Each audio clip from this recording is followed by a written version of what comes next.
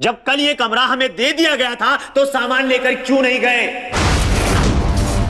अब हमने तुम्हारा काम आसान कर दिया। सामान उठाओ और निकलो यहां से। सामान उठाओ और निकलो यहां से। सामान उठाओ और निकलो। विवेक जी, शांत हो जाइए। आपकी गलतियों का नतीजा हमें भुगतना पड़ रहा है। हमें भुगतना पड़ रहा है।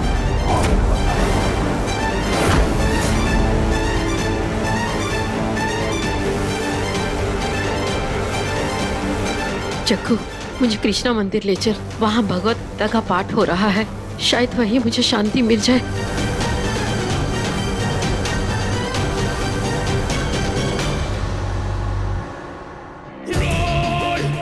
ये राधिका इस घर की डोर है जिसने सबको बांधा हुआ है।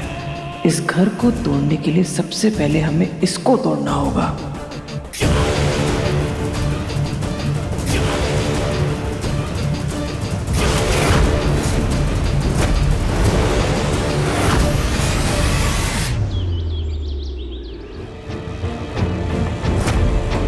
अब हमने तुम्हारा काम आसान कर दिया। सामान उठाओ और निकलो यहां से। सामान उठाओ और निकलो यहां से। सामान उठाओ और निकलो यहां से।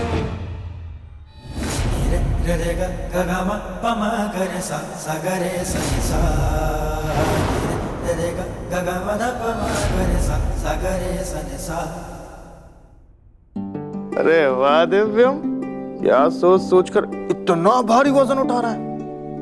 अब कुछ नहीं बोलो भैया। अच्छा वो सब छोड़, वो गोस्वामी जी है ना, उनका फोन आया था। जो मीटिंग 2 दिन बाद होने वाली थी वो आज अभी है, 1 घंटे बाद। अभी? चलो अच्छी बात है, डील फाइनल हो जाएगी।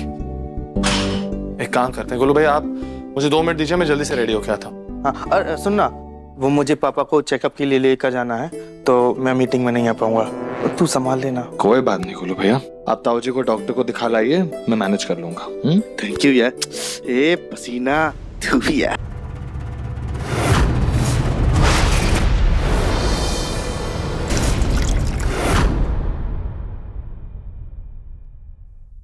क्या? नहीं भैया, ऐसे मना मत करिए। भैया सुनिए तो। भैया हेलो। क्या हुआ बेटा? आय हाय मम्मी जी, टैक्सी वाले ने मना कर दिया। वो कह रहा है कि 2 बजे तक सारी टैक्सी की हड़ताल है। क्या? हे भगवान, हम तो बहुत बुरे फंस गए। अब सनी को डॉक्टर के पास कैसे लेकर जाएंगे? डॉक्टर के पास? हाँ बेटा, दरअसल ना आज लंदन से बहुत बड़े दिल के डॉक्टर आए हैं, तो हम सोच रहे थे कि हम सनी को उनको दिखा लाते। वो आज शाम को ही वापस भी चले जाएंगे। सुना है कि वो बड़ी से बड़ी दिल की बीमारी का इलाज कर देते हैं। और अभी तो टैक्सी की हड़ताल होगी और हमारे पास कोई और साधन भी नहीं है जाने का। अम्मा, भगवान भी नहीं चाहते हैं कि हमारा इलाज हो।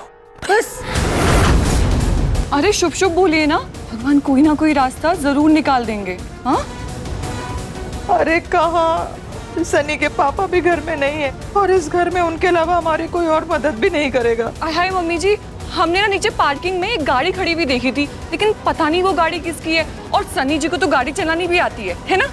और पता चल जाता किसकी है तो फिर देख लेते।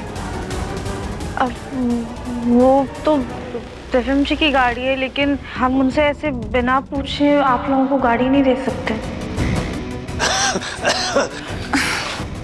राधिका, तुम तो कितनी दयालु थी, तुम्हें आज क्या हो गया है? हमारे पति की हालत तो देखो जरा, कितनी खराब है। देखो इनको इलाज की कितनी जरूरत है। अब अगर तुम गाड़ी की चाबी नहीं देना चाहती हो, कोई बात नहीं तितली जी, ऐसी कोई बात नहीं है। हम आपका दर्द समझ सकते हैं, लेकिन दिव्यम जी से बिना पूछे हम ऐसे गाड़ी नहीं दे सकते। तो करो, बात करो। अब हम जी हाँ।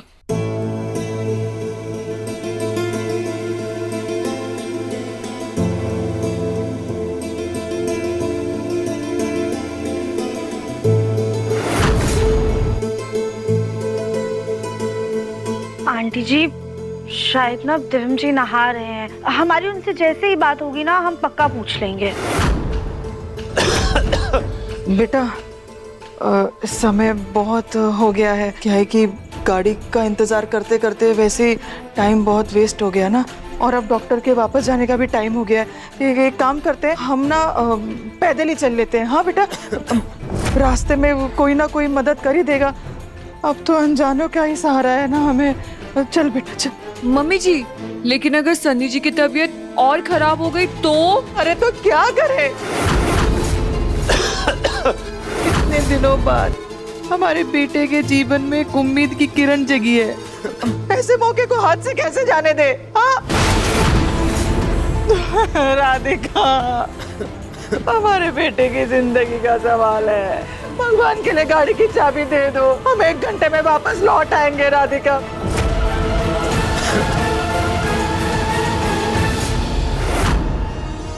हम दिव्यम जी से पूछना चाहते हैं, पर इनकी डॉक्टर की अपॉइंटमेंट का टाइम हो रहा है। किसी की जान का सवाल है, क्या करें कुछ समझ नहीं आ रहा। अम्मा, कितना हाथ फैलाओगी, कितनी भीख मांगोगी इन लोगों से हर चीज के लिए?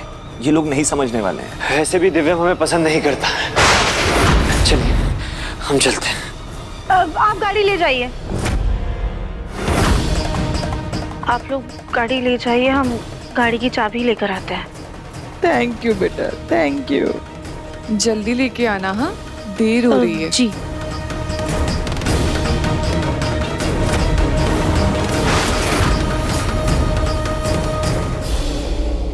मिस्टर गोस्वामी, आप चिंता मत कीजिए, मैं बस निकल ही रहा हूँ 2 मिनट में। जी। या मेरी गाड़ी कहाँ गई? कहीं गोलू भैया ताऊ जी को मेरी गाड़ी में तो नहीं ले गए डॉक्टर के पास?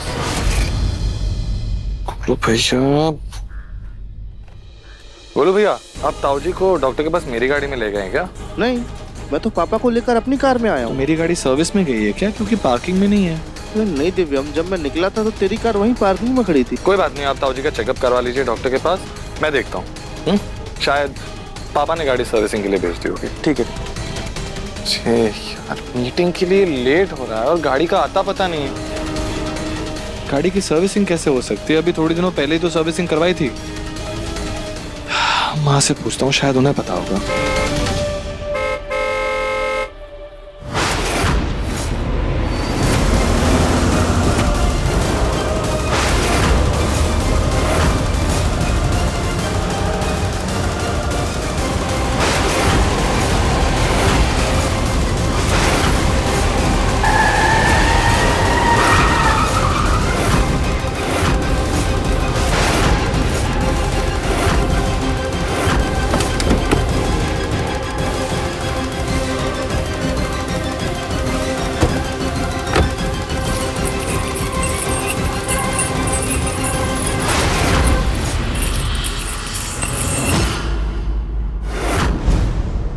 हिम्मत कैसे हुई तेरी मेरी गाड़ी की चाबी को हाथ लगाने की? और किससे पूछकर मेरी गाड़ी ले गया था तू?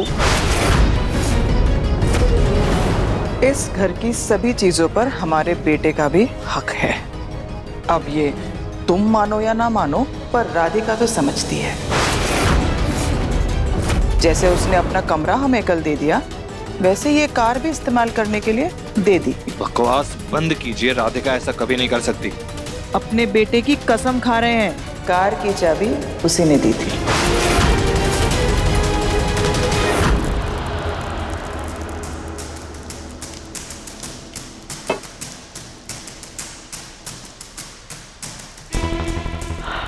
दिव्यम जी अभी तक नहा लिए होंगे, हम उन्हें बता देते हैं कि सनी जी उनकी गाड़ी लेकर गए।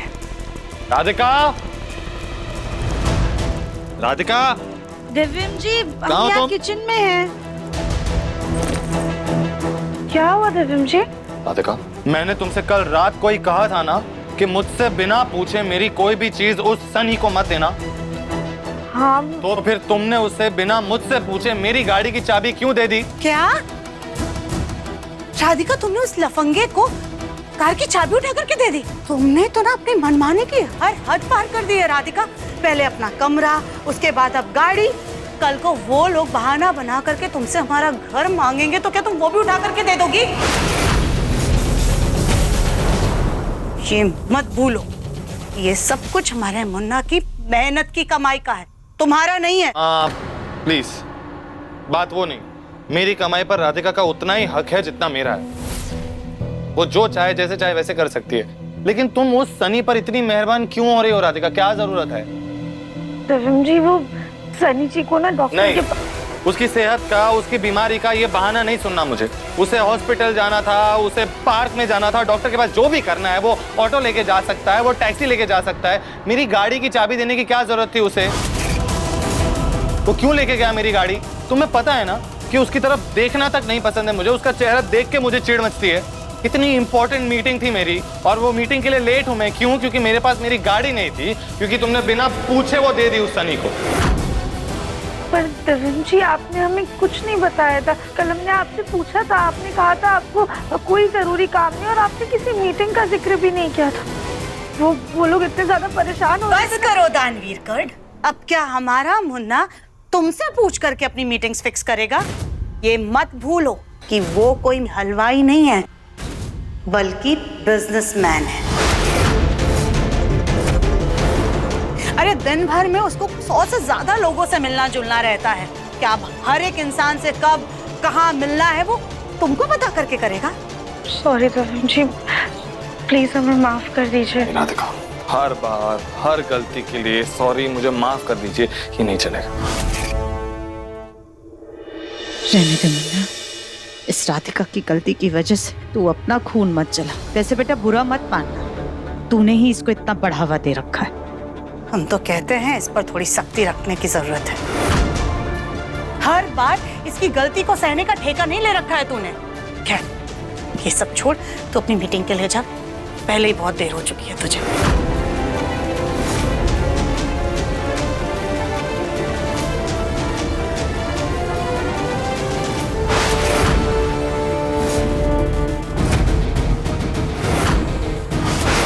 लोहा गर्म हो चुका है, अब बस धीरे धीरे इस पर हथौड़ा मारना है।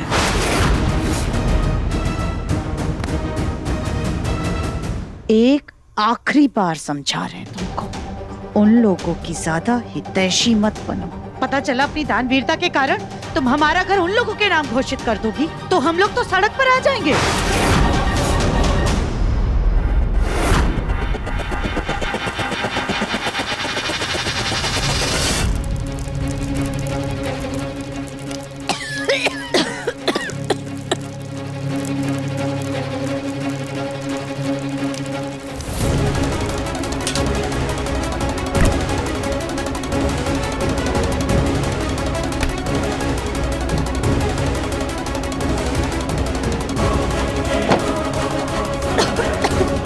अरे देवरानी जी कैसा छौका लगा रही हैं? बाहर हम गौरी के साथ खेल रहे थे, हमारे साथ साथ गौरी को भी खांसी आने लगी। सॉरी भाभी, हम अभी से ढक देते हैं।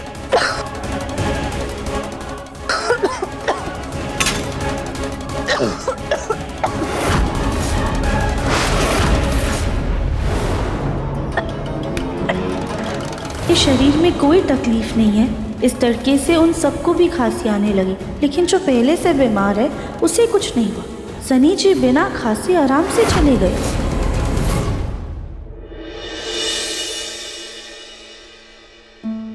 अनजाने में आज हमने दिव्यम जी को बहुत ज्यादा नाराज कर दिया है। पता नहीं कितने गुस्से में होंगे वो, पर चाहे वो कितना भी गुस्सा करे, हम सर झुका के सब कुछ सुन लेंगे।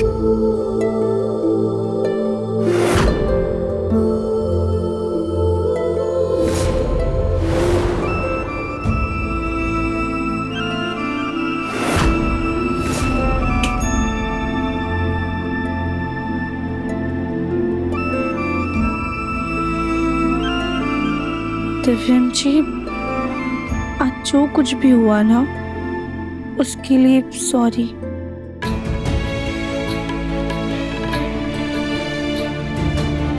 बहुत देर हो गई है राधिका, सो जाओ।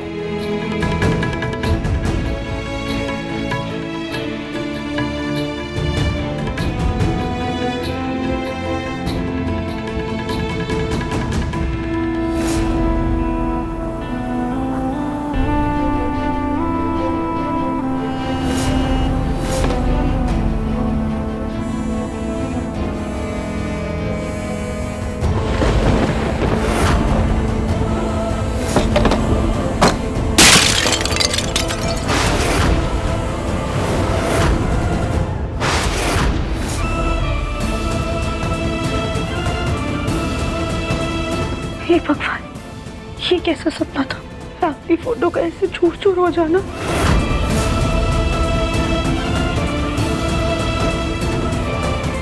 ये तो सुबह का सपना है। भगवान जी, क्या हमारे परिवार के ऊपर कोई बहुत बड़ी मुसीबत आने वाली है? नहीं नहीं नहीं नहीं नहीं नहीं, हे भोलेनाथ, प्लीज हमारे परिवार पर अपनी कृपा दृष्टि बनाए रखिएगा, उसे हर बुरी नजर से बचाइएगा।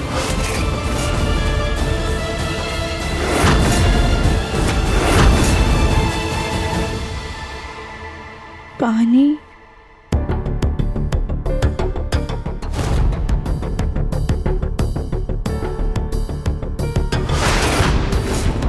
पानी तो खत्म हो गया, पानी लेकर आते हैं।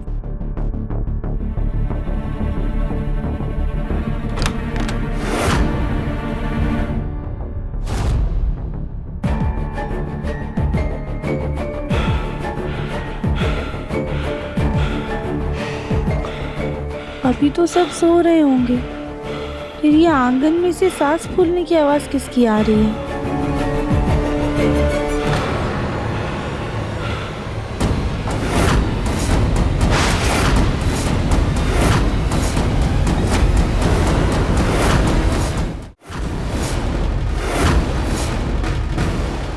ये तो सनी जी हैं।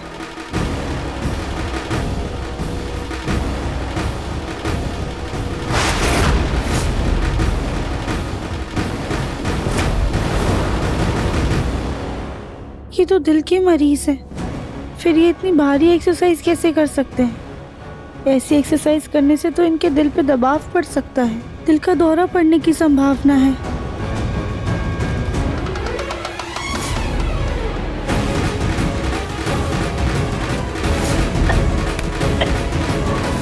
इनको तो लाल मिर्ची का ठसका भी नहीं लगा था और ये बिल्कुल नॉर्मल इंसान की तरह एक्सरसाइज कर रहे हैं। इन्हें दिल की बीमारी है भी या नहीं?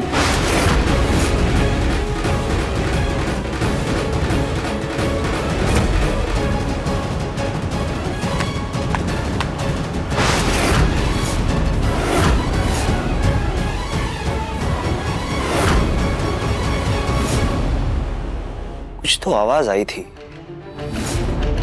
तितली, तितली तुम हो क्या?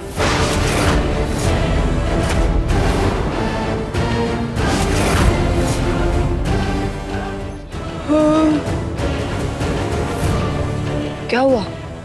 तितली तुम अभी यही थी? और कौन होगा? अभी सब लोग सो रहे हैं घर पे। हम ही चुपके से आप प्रोटीन शेक बना रहे थे, कब से यहीं चौकीदारी कर रहे हैं, कोई भी नहीं आया। अभी चुपचाप यहाँ बैठो और नजर रखो कि कोई आए ना। सनी जी और तितली जी को नजर रखने के लिए क्यों कह रहे हैं?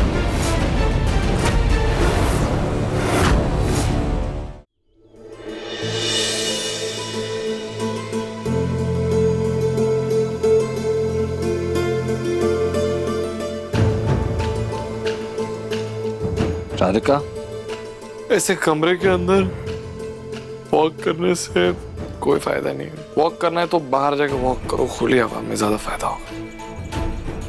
सॉरी दफन जी, हमने आपकी नींद डिस्टर्ब कर दी। डिस्टर्ब तो तुम लग रही हो राधिका। जरा उठने में हेल्प करना ना मेरी, हाथ धो। दिव्यम जी क्या कर रहे हैं? उठ जाइए ना खुद से। अरे आलस आ रहा है ना राधिका, जरा हेल्प कर दो, तुम्हारा पति हूं ना।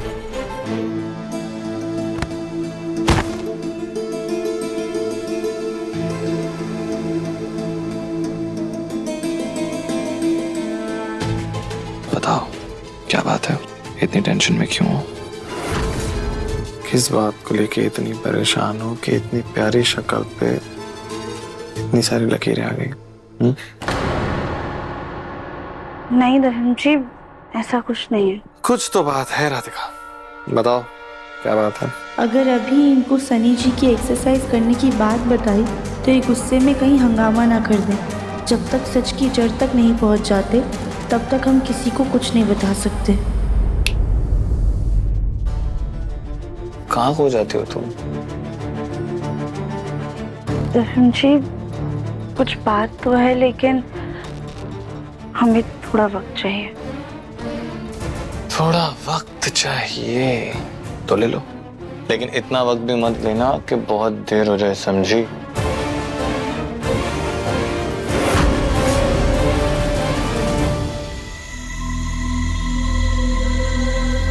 अभी भी हमारा कुछ सामान हमारे कमरे में ही है, हम लेकर आते हैं।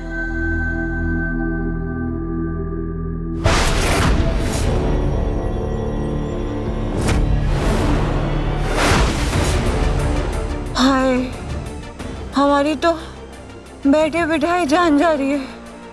हे भगवान, हे भोलेनाथ। हाँ, अब ठीक है। वैसे तितली, मजा तो आ रहा है। एक काम करते हैं, एक बार फिर से करते हैं। हाँ, हाय, हम बहुत बीमार हैं। अब हम ठीक हो गए। सही है। ये मास्क लगा के लोगों को बेवकूफ बनाया जा सकता है। कितना आसान है ना? मास्क लगाओ और सारे घर वालों को एक साथ बेवकूफ बना दो। चलो फिर से करते हैं। थोड़ा बीमार है, हम बीमार हैं।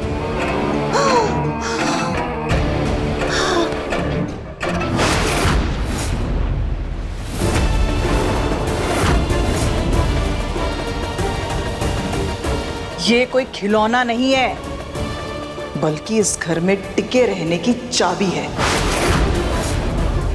और ये जो तुम खुलेआम खिलवाड़ कर रही हो ना, किसी ने देख लिया तो लेने के देने पड़ जाएंगे।